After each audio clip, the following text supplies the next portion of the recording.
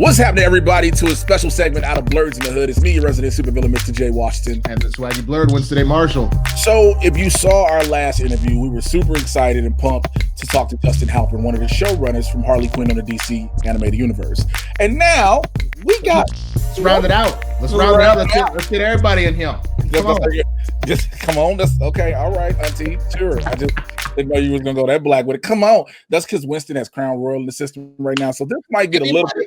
Anybody that watches this know that if I get some Crown Vanilla, it's gonna be a good time. Okay, I'm purely professional about it. This is only my first one, but it's Friday. We talking to more showrunners. I'm excited, man. I just want you to know that was terrifying to hear. This is only my first one. That means more coming. It's Friday, yes. I mean, like through this, I'm afraid. Like before this is done, no, because I'm not gonna walk out of the interview. Like I believe you would. I believe you would. But nonetheless, can we just introduce the people? Let's go. Come on. You want to do this, or you want me to do this? You got it. Go ahead. Right. So, like I said, we talked to Justin Halpern, one of the showrunners, and now we have the pleasure and honor of talking to two men who have accomplished a lot. If I go through both just their resumes, we might be a good 15 minutes before we get this started. So I'm just going to bring them in, Mr. Patrick Schumaker and Dean Lorey. Here these guys are. Hey, fellas, how you doing? Doing good. How's it going? Doing good. How you doing? We're not Crown Royal good, but good. That's fair. I appreciate that. That's a great way to start this off. I'm not Crown Royal good, but I'm good. All right. That's where you want to start any interview.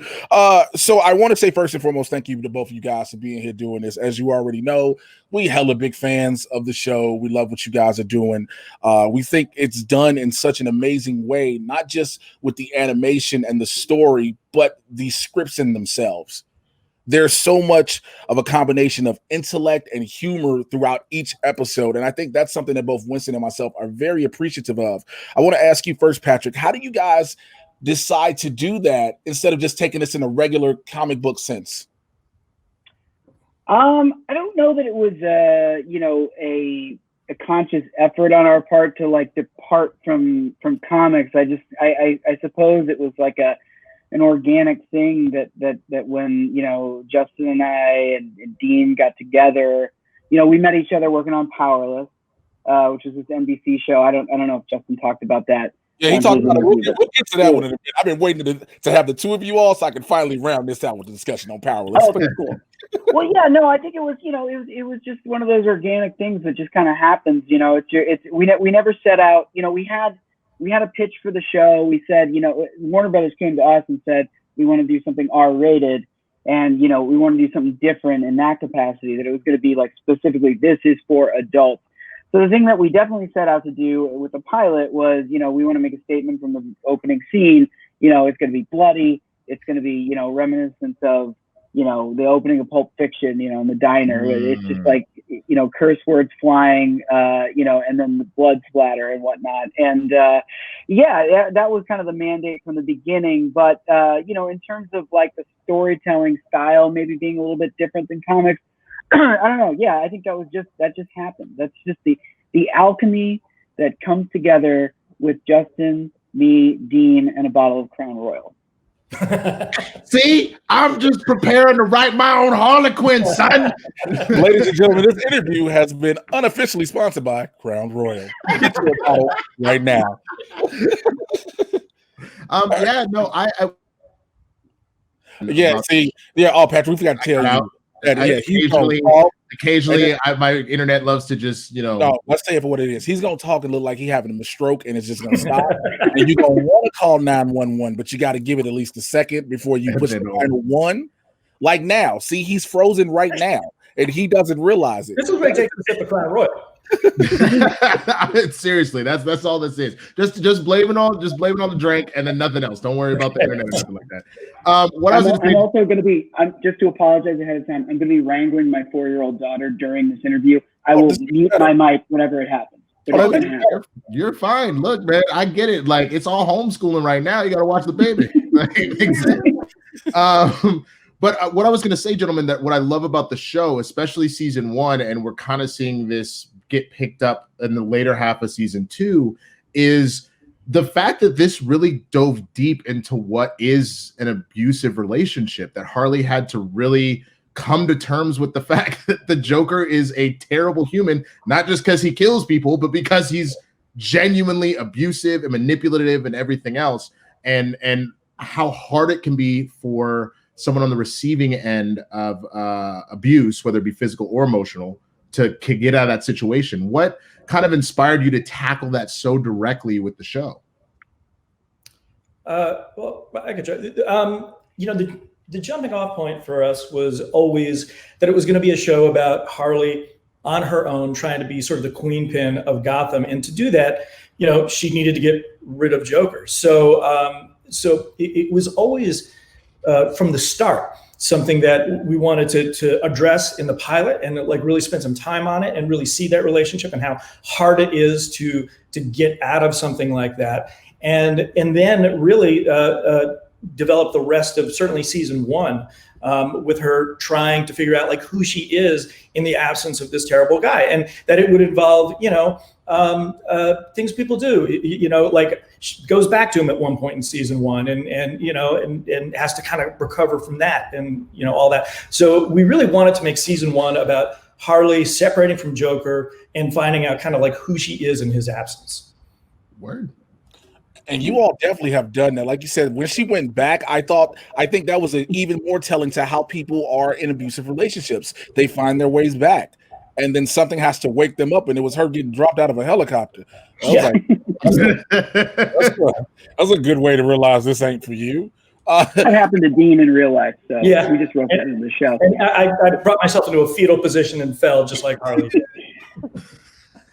Yeah, but they're like, those characters are, they're so enmeshed, in their history, and so it's going to take a lot of stumbling around to finally break free of it. So that episode, which was always called the backslide, was like always there, since kind of the beginning of breaking out the story, or the entire season, the entire first season. We knew that she was gonna fall back, and it's the thing that like nobody wanted, right? But it's like you gotta put your characters through the ringer, and people are of course rooting against her getting back with the Joker, but we just wanted that taste of it, that taste of, oh, she's so, she came so far, but she's always kind of like right on the precipice of failure, and she needs, she gets by with help from people like Ivy and her crew. Yeah. That's absolutely true. And it just really got me a little bit emotional. I just wanted to let you know I don't have Crown Royal because, again, unofficial sponsor. Dean, can you first talk to the amazing voice cast of regulars that you, Patrick, and Justin compiled together? And we know that you all have worked with them all in different levels, but how was it saying these are the people we want for these cast members?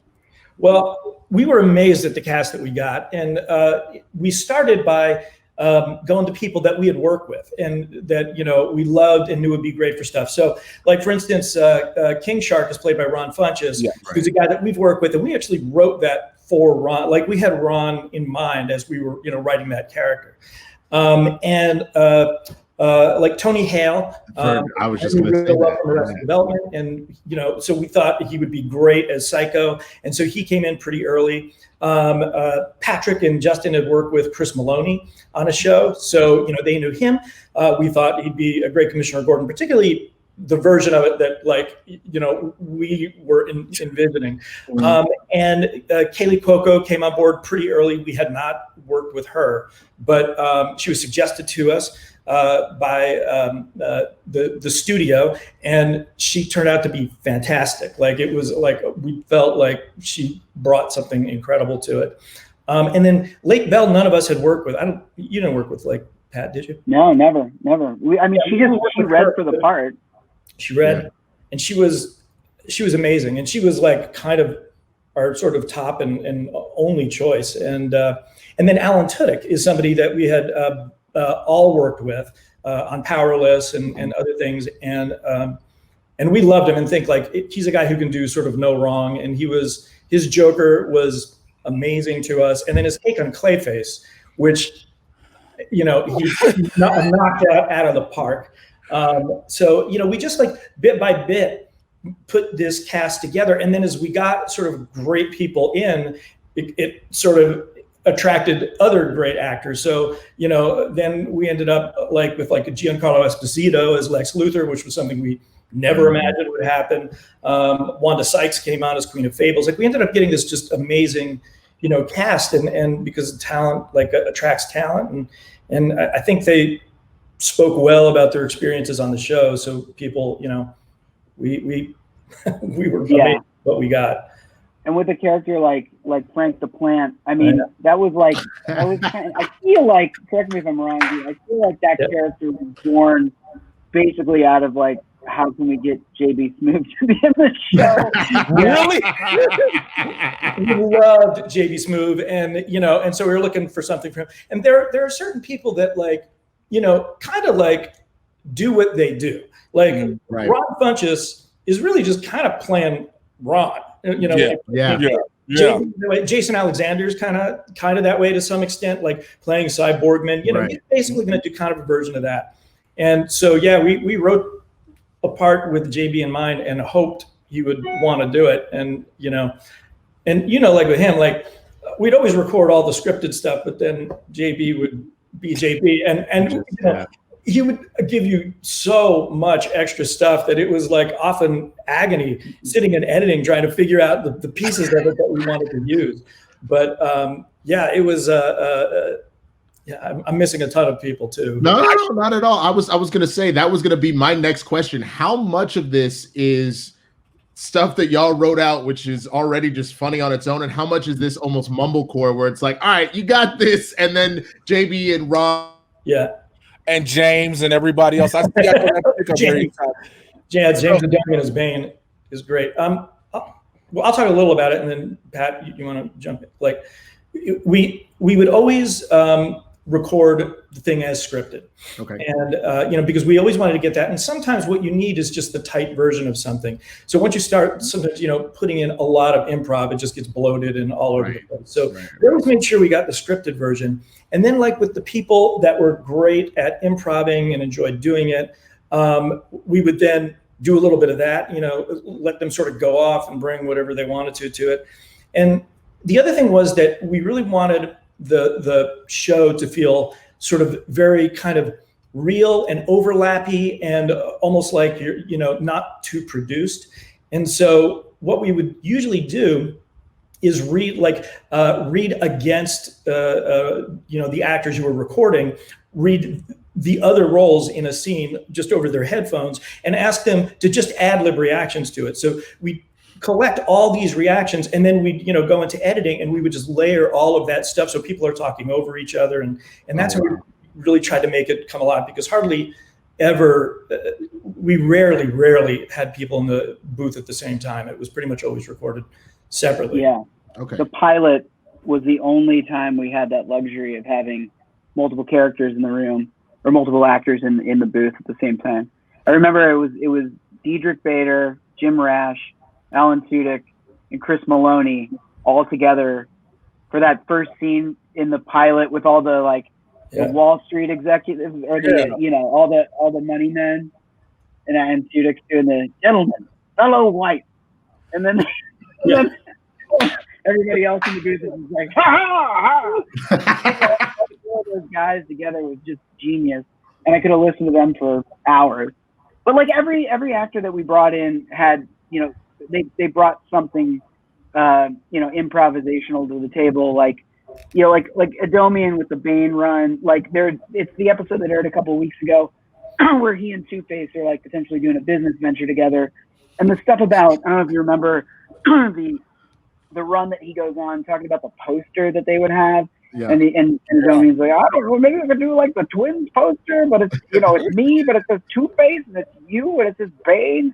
That was just Adomian just ripping. and Lake Bell is anytime she'd get in the booth, we'd have she is a master at cursing in creative ways.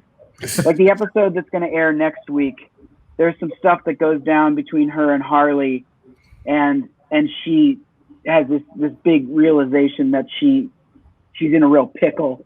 And just the stuff that comes out of her mouth that makes absolutely no logical sense, but it's like music. Hearing her curse, that is her superpower. Hey man, I agree with you just from seeing God, the movie that she did that was so big, In a World. Like she was absolutely phenomenal in that. And you can see that translate into Poison Ivy about how she really is that like consummate like voiceover professional, and like to be able to do that is absolutely incredible. Wanda Sykes is another person that we talked about with Justin. Like he said that she saw the cast list, the people she knew she was working with and she'd already worked with before, and then decided to bring her take to the Queen of Fables, which turned out to be one of the most hilariously nefarious characters I've ever seen. And how was it just sitting there listening to Wanda Sykes record these lines for the Queen of Fables, and you know what is going to how it more than likely will resonate with people.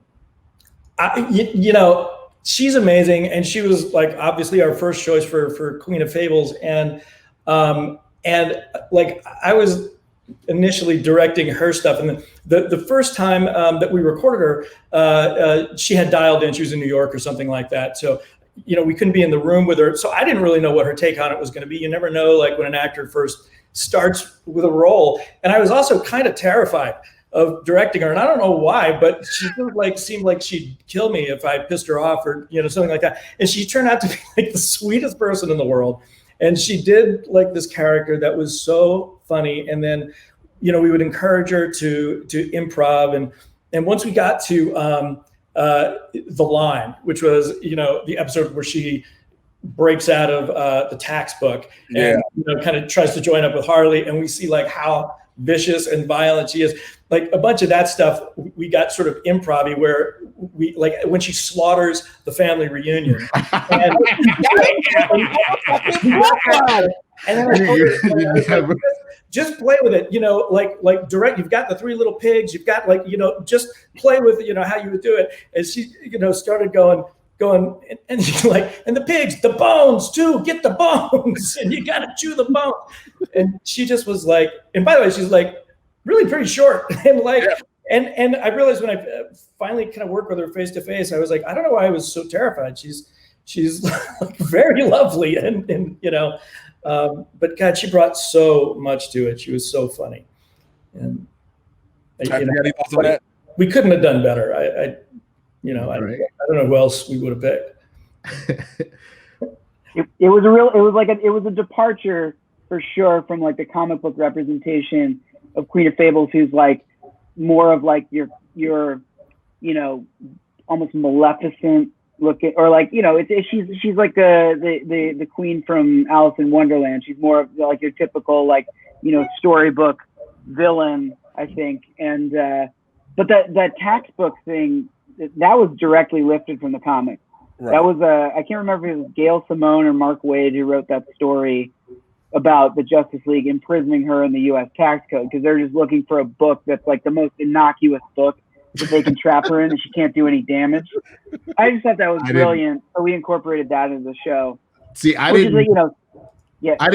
No, I'm sorry. I'm saying I didn't know that, because for me, I was like, that's brilliant. You like, how do you take her power away? We took that from the comics. Yeah. But the fact she became an accountant, which was the best part behind it, and the gingerbread man was out here hoeing himself. Like, wait, that was the only like thing that we changed even a little bit for standards. We got to a point where like they instituted a fuck count on us because I guess we'd gone a little overboard. But when we were mixing that episode, it used to be the gingerbread man used to say, well, at least it's better than sucking dick under the bridge. And that was like a little bit too far for DC. And so we changed it to turning tricks. Well, you know what? That's the only time we did that. When did it change? Because I feel like we heard that version on the critic one that we got. I feel that's possible. It's possible because it changed very late in the game, because we were sitting in the mix, which is like, the second to last, third to last stage before you like deliver the final episode. And I got a call, and we were like, oh, we got to change this. And I'm like, well, this is like, we're fucked. This is like, we recorded this already. And then they were able to like open the cut back up and change it. But it was funny because like of all the stuff that DC let us get away with. The thing that they were most protective of was a gingerbread man who's not from the comics canon at all. Somebody's just a big fan of just the sanctity of gingerbread man and their purity over at DC. I want to know what executive in an office in Warner was like, oh God, no, not the gingerbread man. Kids love the gingerbread man. The gingerbread man cannot be saying he's sucking dick under bridges. Like, that's got to be how that conversation goes. Maybe if he's not under a bridge. I don't know. You know what? If you would probably change it to like, it's better than sucking candy canes under the, like, you know, that might have got you out the hot water. Yeah, it was he's a little innuendo. Time they asked us to change something really, aside from the amount of fucks, but really it was incredible what they let us do. And that makes you wonder now that you guys say that, because what we see, you're like, how did they get away with this? And then to know, well, A, we have a fuck counter. B, Standards has called us on a couple of things. It's like, wow, how far do they really push the envelope as opposed to what we think you all push the envelope? Yeah, no, I mean, I think the only thing we pared back on aside from that was maybe some of the violence. Mm-hmm. Like, I think that Queen of Fables slaughter of the Praxis family reunion, we definitely pulled back a little bit. But like, you know, it was like the classic like Tarantino methodology of like go really hard, and then because they're gonna ask you to take something out. So you know, we kind of did that, and sure enough, you know, they asked us to take a few things out, but like we still got Queen of Fables ashing a cigarette out in the eye socket of a skull. Like, you know, like we kept the darkest stuff. Oh, you've kept that tone the whole show. I mean, the opening scene on the boat, like that slaughter is insane, let alone like, I mean, the Praxis family reunion, like you mentioned. Yeah. And then for me, this is a very subtle moment, but this most recent episode with the parademons, when she just cold clocks the shit out of Mr. Miracle, and he just blood hanging just and then just and the audience is clapping because it's still just him hanging. It's like, again, that's the intellect behind it, because some people would be like, all right, we can just cut to them going to Apocalypse, but just to see Mr. Miracle tripping, I'm like, yo, they just left my man here just swinging, tripping, which is probably, I don't know if you guys were ever. I don't know what he was going to say on that one, but I mean, our thing was like, they're villains. It's a show about villains. Yeah. So, you know, let's let them be villainous. And you know, we even in the line, you know, we go through, there are different levels of villainy that they have. There are lines Harley won't cross and all of that, but it was like, let them be villains. And it's like, we kind of felt like, you know, pretty quickly, you know, it was by design that in the very first minute of the pilot, we had a ton of language and a ton of violence. Mm-hmm. And we did that very intentionally, so people would know from minute one, either we're in or out. You know what you're going to get. Yeah. And so we kind of felt like if you're in, you're in. So then let's just make the show. No, I think that's absolutely brilliant. I was going to ask before my computer decided to have a seizure on me about if you've ever seen the Boondocks, because one of my favorite moments, just tying back to Mr. Miracle, was when there's a rapper on there played by Mos Def named Gangstalicious, and he's doing a song that he wrote called "I Got Shot." And he's like, "I got shot, I got shot." And he actually gets shot on stage. On stage and shoots him. Oh shit! I got shot for real. I got shot for real. Like the crowd thinks it's part of the show. Go. I wanted to ask about, we didn't get a chance to talk about this with Justin. I wanted to talk about Powerless for a minute. The take you guys took on that one was real unique, because I know, I'm going to be honest, I was like, what the hell is happening here? Because I was like, I didn't get it as much. What made you guys take that direction with Powerless? Well, that was an interesting story. You know, so Justin and I were under contract with Warner Brothers at the time. We were developing some of our own stuff, including Harley. This was all the way back in 2016. And then we were asked to consult on that show 5 days a week, but as like our title was consulting producers. And then the show, as it was, they shot a pilot that never aired, and it was about an insurance company. Right, I remember that. Same cast, pretty much same cast. And it played at a Comic-Con, and it was received pretty well. And then, you know, they moved forward on, you know, an order of like 13 or so, including the pilot. And then, you know, it just wasn't the direction that the network seemed to be looking for, the studio seemed to be looking for. And after a while, they decided to, you know, part ways with the showrunner and asked us to try our hand at it. And we really just, you know, over the course of a few weeks, you know, we're like, we think if we were to do this, we'd have to like really change the concept to something more like tangible, which is why we went in the direction of, instead of like the insurance thing, we went in the direction of more of like an R&D kind of, you know, division of like a consumer products company. There's more, I don't know if you know that show, Better Off Ted, but it was, I think it was kind of in the vein of that, where it was like, oh, we're going to see like fun gadgets and actual like, you know, tangible, you know, equipment and stuff like that for the everyman to kind of deal with the fallout of superhero battles. So you're preserving like the office element of it, but you're also, you know, you're moving in a completely different direction in terms of the types of stories that you're going to tell. I think we were just kind of like racking our brains for, I don't know however many weeks about the insurance angle, and you know, nobody was at least coming up with stories that the network was willing to move forward with. So it was, you know, it was as all sort of big transitions like that can be. I think it was not, you know, the smoothest process, just because you're doing like a kind of like a sharp 90-degree turn in the middle of like having the writers room going. And then, as you know, Dean can attest to, we had to reshoot the pilot and then shoot the second episode back to back, because we had to keep moving to make our air dates, which was in and of itself, I think a pretty difficult feat, because you don't have that sort of, you know, typical like time to breathe and kind of like process what worked with the pilot, what didn't work with it. So I felt like it took us maybe a little, I think it's fair to say it took us probably about 5 or 6 episodes before we really like landed on what I think the sweet spot of the show was, where we were able to kind of embrace some more of that absurdist stuff. Because it was a show where it was a world in which superheroes existed, but like you couldn't really show everything that you wanted to show. You know, if you wanted to show Batman, like that was a discussion that you know, usually resulted in like, maybe you can show his hand, but like the world of live action in DC is very different than the world of animation, where, you know, in the case of Harley, we could do whatever we wanted, you know.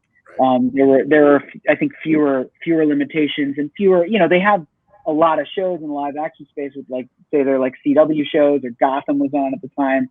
There's a lot of like opportunities to, you know, step on some other show's toes, which would be a bad thing, bad opportunities. So yeah, it was a little bit more of a tricky path to navigate when telling stories involving superheroes. That's good show. But like, you know, but DC gave us like full access to really everything for the animated show, and I guess that's just the difference between animation and live action to them. This, by the way, is my powerless. Oh my God! Oh, nice, nice. That's awesome. It's like my security blanket. I wear it like every day. I mean, look, man, when you find a comfortable hoodie, it's hard to let it go. I understand. Like, yeah. But I wanted to ask, because Dean, you know, you wrote a lot of the comedy that shaped my own comedic brain. So Major Payne is one of those movies that has been in my. I know, seriously. That gave it away. It's just like, I mean, it's one of those movies that has shaped me growing up. And then Arrested Development was a whole other level of just comedy, that like the chicken dance and Mr. F and all that kind of stuff.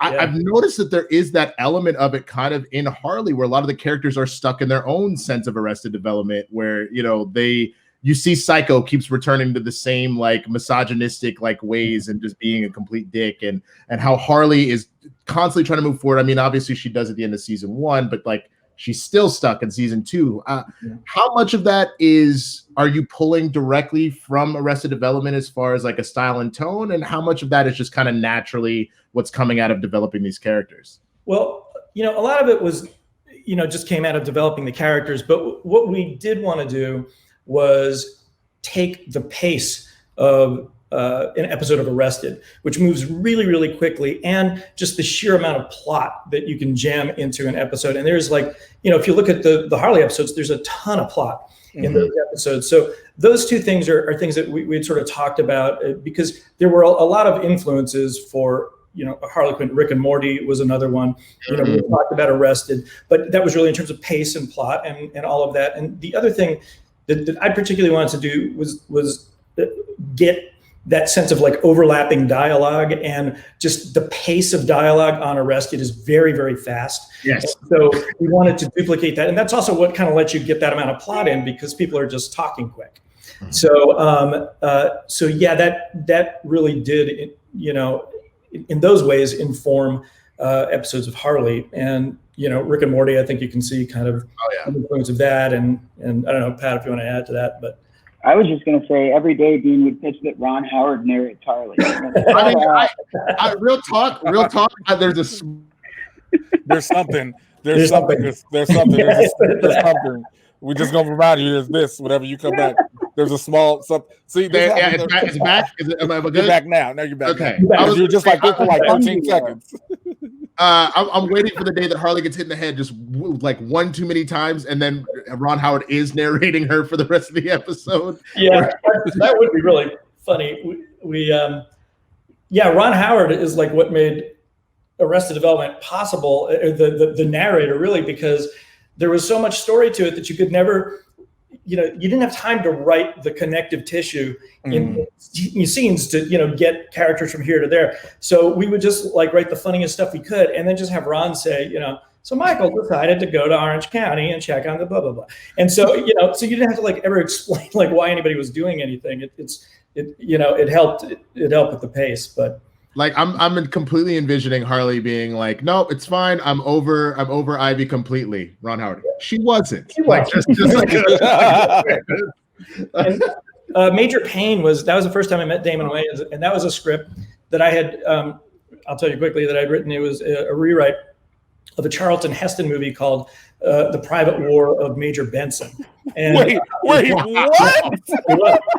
was about Charlton Heston being put in charge of like a group of kids in a military, setting. So, I mean, obviously we veered pretty far away from it, but originally when I wrote it, the studio was like, they said, we know exactly who we want for this movie, Clint Eastwood. And I said, okay.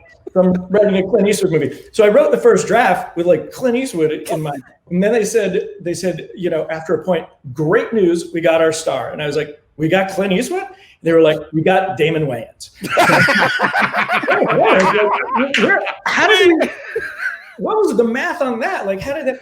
And so, and Damon at the time, had really done and Living Color. Living Color mostly. Yeah. He might have done one movie before. Blank Man. I think he did Blank Man. That was it. He did Blank Man. Also originally a Charlton Heston vehicle.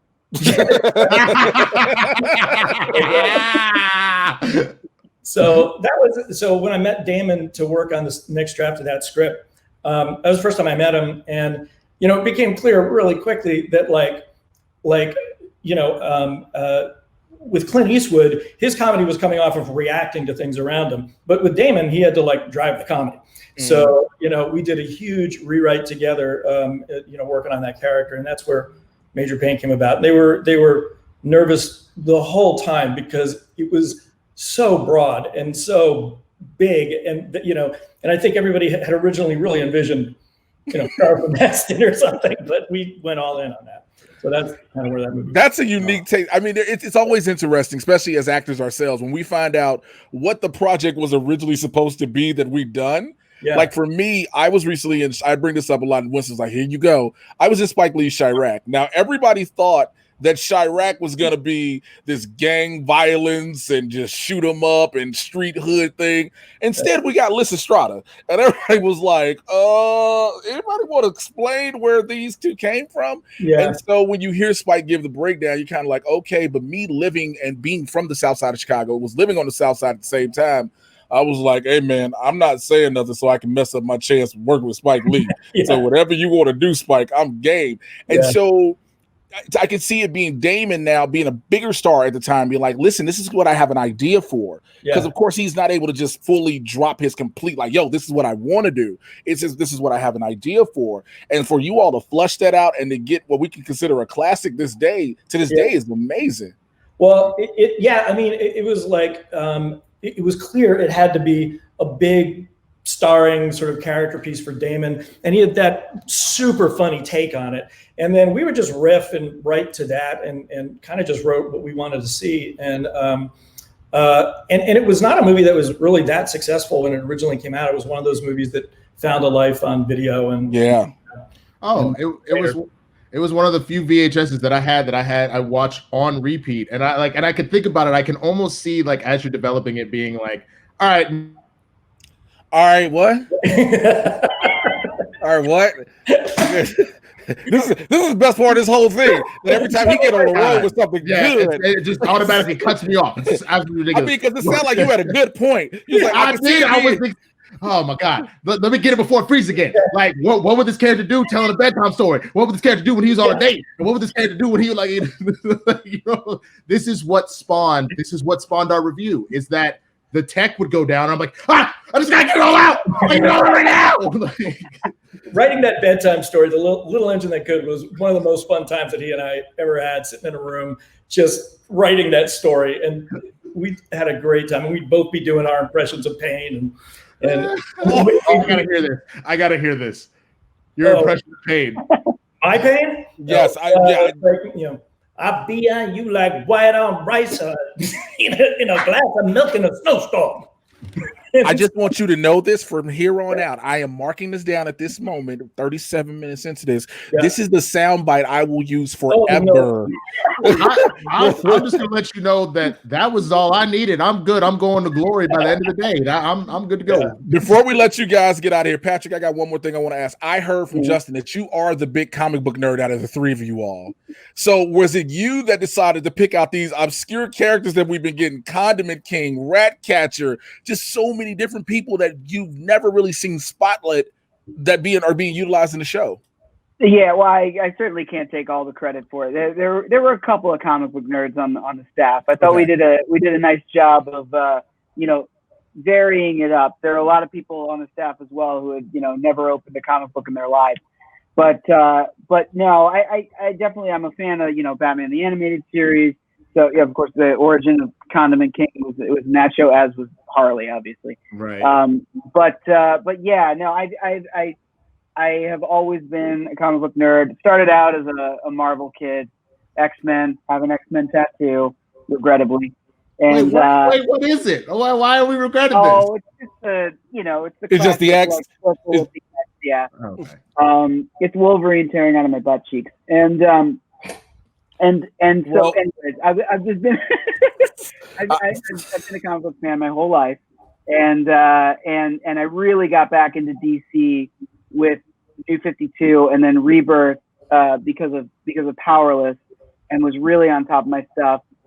Kite Man was definitely because of Tom King's recent run on Batman. That was his inclusion in the show, or the reason behind it, but for sure. And then of course we've just got this big like tome of DC characters, just sitting on the table. So like Jason Praxis is there simply because of that book, because we're like, we need a guy with these kind of powers and a ponytail. Yeah. It's like, okay. So he can, the gag where she thinks that he's a girl. He's a girl, right. Yeah. So, we're flipping through the book and it's like, well, Jason Praxis, you're the winner. So sometimes it came down to something as simple and stupid as that. But yeah, it was a real team effort and then of course our board artists and our directors are putting all kinds of Easter eggs in the show. The episode that aired today, there's like a Harley case file that they're looking at, and they've got a bunch of redacted, text, but the visible text is all just like names of Batman the Animated Series episodes and early Harley comic stories that she made appearances in. We just try and put in as much stuff for the fans, and everybody catches everything. The fans are so hardcore; they catch everything, and they'll correct us on stuff too. In the rare occasion that we make a mistake, they'll correct us on it. So speaking of the fans, sorry to cut you off. Speaking of the fans, I knew we were going to go. We have to ask this. When we asked Justin about it, we got to talk to you two about it. The two guys at the episode in front of the episode with the Release the Snyder Cut shirt, which is now coming out. Leave me alone. And The Last Jedi is not canon. Now, Justin was telling us how you all were like, we can't do this. Like, you guys were almost like, freaking out for this one, and then it happened. So, Dean, can you go first on that, or Patrick, either or? Yeah. I mean, I don't think. Sorry, I was just going to say before you go, Dean. I wouldn't rope Dean into this at all. I think Dean was brave enough to put it out. But go ahead if you like. I was the one. No, well, first of all, I'll say now that we know how well it was received, it was really mostly Pat's idea, and Pat did the majority of the writing on that stuff. So that was really Pat's stuff. But we all thought it was really funny. And honestly, we were just trying to solve a problem, which was we had an episode that didn't have Harley or Ivy or the crew, or for the most part, really anybody in it. So it was kind of a standalone episode. And we felt like we needed to let the audience know from the start that they weren't in it, because otherwise you'd spend the whole time watching the episode going, waiting. Where's Harley?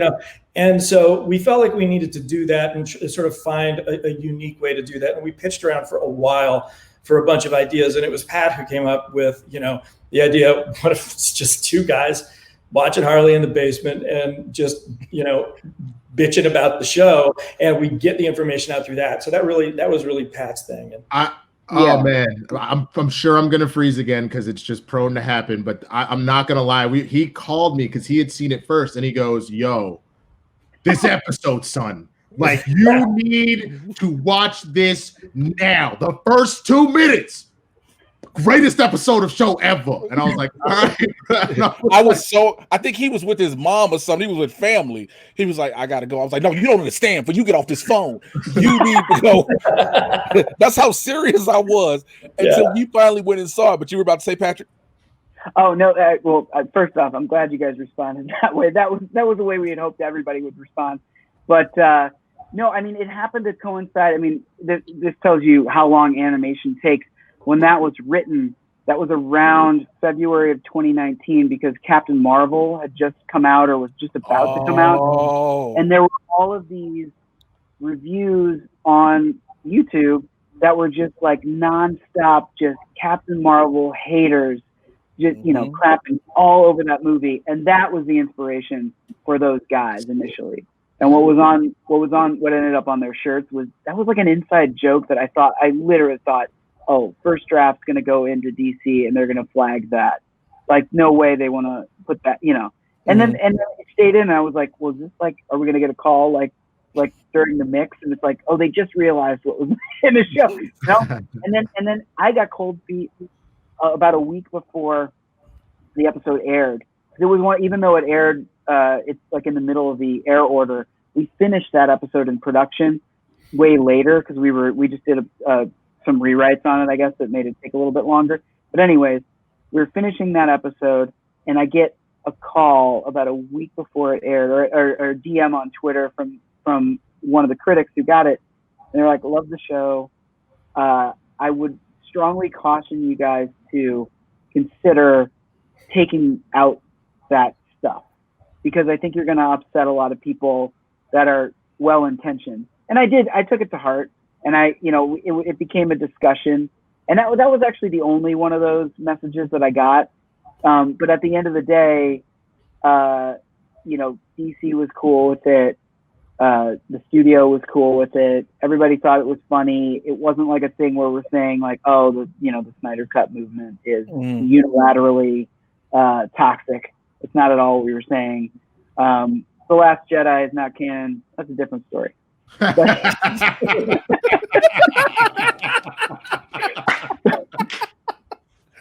If anything, I was like, oh, I should have like flipped the shirt because like the more toxic guy should be wearing that. But anyways, we did what we did, and to the credit of the Snyder Cut movement, they thought it was funny for the most part, and were able to roll with it. And I feel like that may have been the last thing that got them the Snyder Cut. That episode came out, and a week later, they were like, "Hey, Pat delivered the Snyder Cut too." You really did."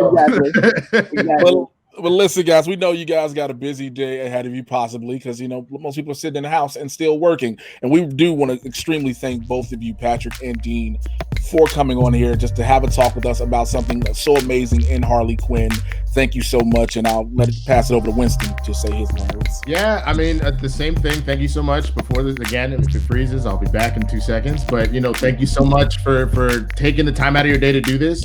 And we ran something by Justin, so we figured we'd run it by you too, man. Here we go. So season 3 comes around. If you just need 2 henchmen to do a cold over and just let us come in and get murdered real quick, yeah, we'll do that. And just talking shit, just be like, hey man, why are we out here all the time in the show? Just be like, why are we here, dude? Do you get benefits? Hell no. Like, no, I ain't get no damn benefits, man. Ain't no universal health care. Ain't gonna be no way that the Two-Face gonna pay us that shit. Hey, bro, my baby mama calling me. She know I'm at work. Goddamn. Like something like that. Payne doesn't allow personal calls during the work hours. Like, that's fine. I'm sold out, Pat. Yeah, you guys have put some real thought into it. Yeah. As long as one of those henchmen can freeze up, look, he's frozen. He's frozen. Make me work for Clock King. There you go. I could work for Clock King, and I was testing out a new time travel device, and it did not work out well for me. Before we let you go, please tell the people if they want to show a lot of love to you guys, how they can find you. I'll start off with Patrick. I'm on Twitter at PM Schumaker, SCHUMACKER, weird spelling. Also on Instagram under that same name. Yeah. I'm just on both Twitter and Instagram at Dean Lorey, DEANLOREY, and same on Instagram. And you guys got to check out next week's episode. I can't wait. I will check it out as soon as I'm done with this. But I wanted to say thank you guys so much. Appreciate you guys for watching this interview. Stay tuned more to here on the channel. We'll holler at you later. Thank you for having us.